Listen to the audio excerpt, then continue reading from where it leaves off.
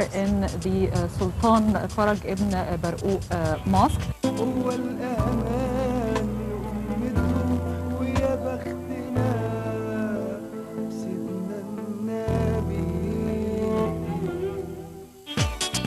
Really, we want to show our feelings towards our country.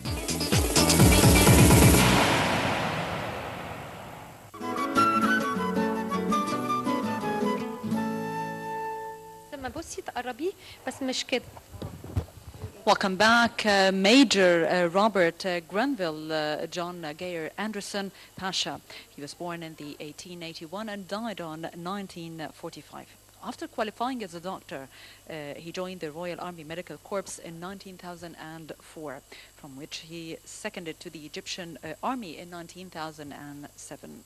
He was promoted to the rank of Major in 1914, and in the same year he became an Assistant General for Recruiting Egyptian Army. And more about the story of the person we are living in his house, Geyer Anderson, with Hala El Ghantour, and she's a tourism expert. Hello and welcome to Nile Cruise. Hello, thank you for inviting me for this interesting program.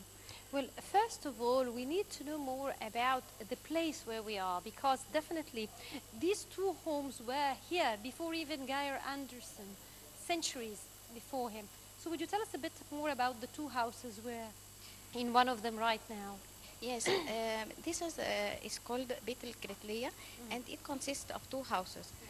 The east one, which is the larger one, was built in 1632, and it was built by Hajj Muhammad ibn Hajj Salim ibn Kilman al-Qassar, and was lately possessed to a wealthy Cretan woman, Muslim. And then the other one to the west is was built in 5040 by Abd al-Qadir al-Haddad, and was lately possessed to Amna bint Salim. These two houses were joined by a bridge at the third floor level. And they were collectively known as Beit el-Kritliya, or the house of the Cretan woman. Now, what about Geyer Anderson himself? When did he come to live here? Geyer Anderson came here in 1935. He was authorized by the Egyptian government to reside in Beit el-Kritliya under the Arab Monuments Committee with all the collections, with all his collections, and these were masterpieces collected from the Arab East, from the Near East. Okay, I've known that this house is being divided into many rooms, the Chinese room, the Turkish room, and many other rooms. So tell us more about these rooms.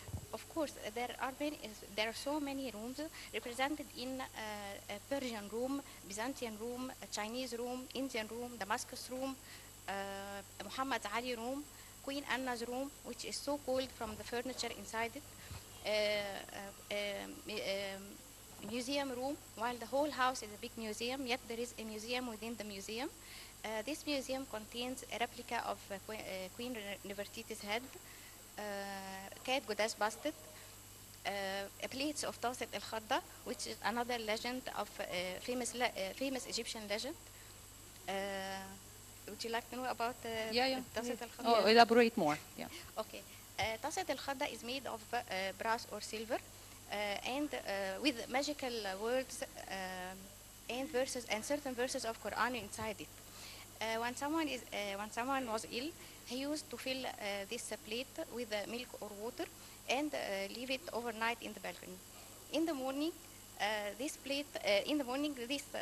it was believed that a part of the sky would come and mix with this milk and water, and when the sick person will drink from this plate, he will be cured. I understand. Okay. Go ahead. No, no, I just want to say that it's a typical Egyptian culture. Many people were used to heal their wounds and their illness using the Tast al-Khadda, or the shocking plate, if I may say it this way. Of course, it is a legend, and maybe they they tried. They came to their yeah. speaking about legends, the house here is associated with many legends, and we have a special room dedicated to the legends of the house of Beit Keretleya. Yes, there are so many legends. They are represented inside on a tinned copper plate. Each plate that tells a different story. Among of them, the house is built on the remnants of an ancient mountain called Jabal Yoshkur, or the Hill of Thanksgiving. It was believed that Noah's Ark came to rest after the flood described in both Bible and Quran, and that the last flood water was drained through the well inside the house.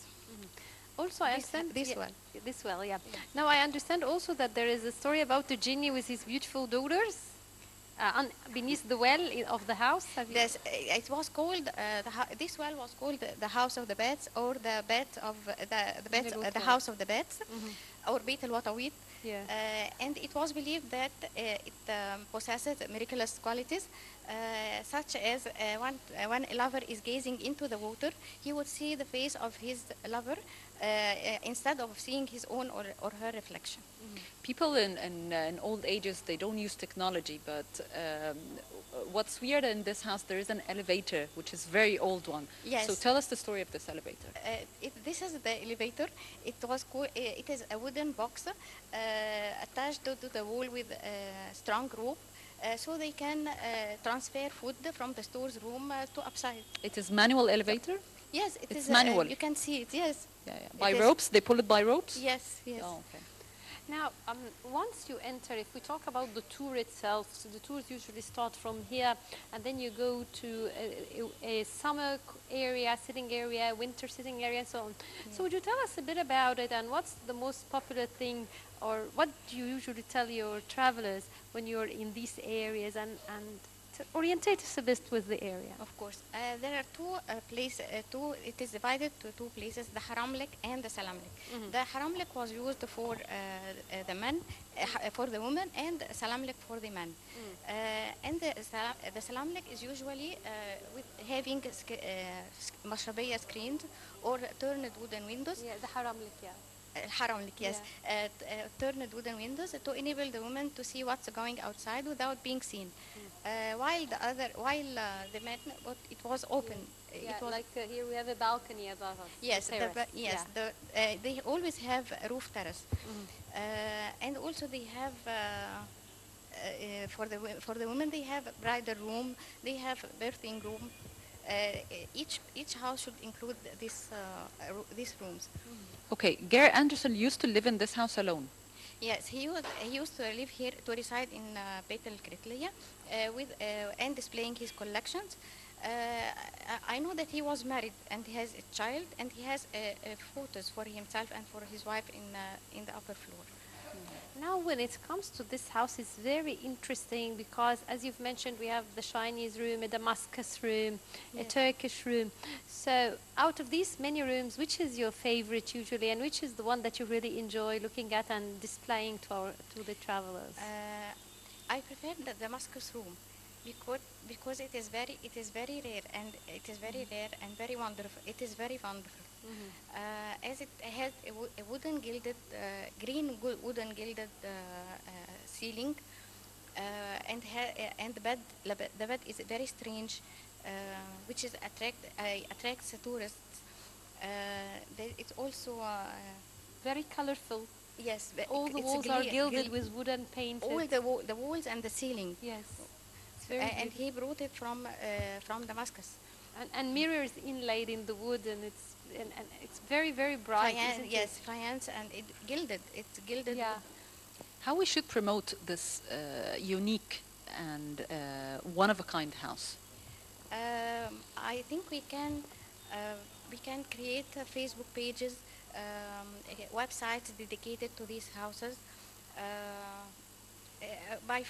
with regular posts and photographing at 360 degrees images, virtual tours, focusing on its peculiarities. Also, we can organize TV ads and radio spots to promote such type of tourism. Also, we can as this TV program. Now, definitely, Islamic houses, there are so many beautiful Islamic houses in Egypt, but are they on the classical itinerary, or are they sold as optional, and or if the client has extra and the visitor have extra free time? How is it done? How are they visited usually? Are I- they part of the classical tour? Are they sold separate for free time when the traveler have like an extra day in Cairo? How is the itinerary done usually? I think it is included in their Included in the program. in the program. Okay, here in Old Cairo, like Beit el-Kiritriya or Gary Anderson House Museum, are there any other places near here? Also, it's not well known for Egyptians. Here there is Amir Tas Palace, بيت السناري, بيت السحيمي, زينب خاتون, مصطفى جعفر السلحدار, also بيت الشباشيري, and of course بيت الكرتلي. Now, as a tour guide, definitely one of the main paths is historic Cairo between the gate of Al Futuh and gate of Al Nasr, Al Mu'izz al Din last street. Yes. How popular is that? And usually, what's the highlight for you? Because definitely there are hundreds and hundreds of mosques, bills, and kutabs as well. So, which is usually your favorite when you're doing such a tour? Also جامع ابن طولون, mosque Love of that, the mosque Ibn of Ibn Tulun Tulun. mosque, It is yeah. of the famous of its 9th century. Also there is جامع عمرو بن العاص, the الكنيسة المعلقة, The hanging church. the hanging yeah. church, yes. But which one you like the most? Which one you really enjoy when you're talking and explaining to your travelers? I enjoy the hanging church and Ibn Tulun. Why you enjoy these two specifically? Because they are so old. They are very old. They are very old, and they have يعني different characteristics differentiate them from other places. This place is called Beit el-Kiritriya or Geir Anderson's house. So why Beit el-Kiritriya? Because it was possessed, lately possessed by a Cretan Muslim woman from Crete. So it was popularly known as Beit el-Kiritriya or the house of the Cretan woman. Yes. So now, for the house itself, I find that there are also paintings. I understand that Geir Anderson loved to paint, and there are so many paintings in it, whether he acquired or he painted himself. So, what about the photographs and paintings in this house? Um, Do you recall the image of him as a sphinx painting his servant? And Yes, do you he remember liked. this? Yes, he Yeah. was. He liked, and he also drew his photos, and he drew his servant. And he was a Nubian boy, and he loved him very much. Also, he has paintings for. Renowned painters of European painters as Yes. well. Whenever we mention Geir Anderson and his servant, Yes. you mentioned the Nubian boy, and he's loved by him very much. Yes. Why? What's the secret behind this? I know that he has in his bedroom he has a separate bedroom in front of him. Because he stayed waiting all night waiting for him as he asleep يعني. Yeah, definitely, because his servant. He was a young boy. Nubians are known to be very, very honest and caretaking, and that would lead us to other areas in Egypt, especially that of Upper Egypt. As a tour guide, do you feel that the classical itinerary, where people go on a Nile cruise, they do a couple of days in Cairo, is more popular than other destinations? And how can we promote other destinations in Egypt? Also by creating Facebook pages dedicated to these to these Yeah. places. Yeah, and we do have a promotion of the Holy Family in Egypt. We have a promotion of the oasis for medical and aromatherapy as well. And I'd like to thank you very much, Ms. Layla Abdessalam. Thank you very much, Ms. Hala. Thank you very much for this interview. Thank you very much, Mrs. Hela, and we're going to a quick break, so please stay tuned. Thank you for sharing with you the heritage of Betel Kerkhouk.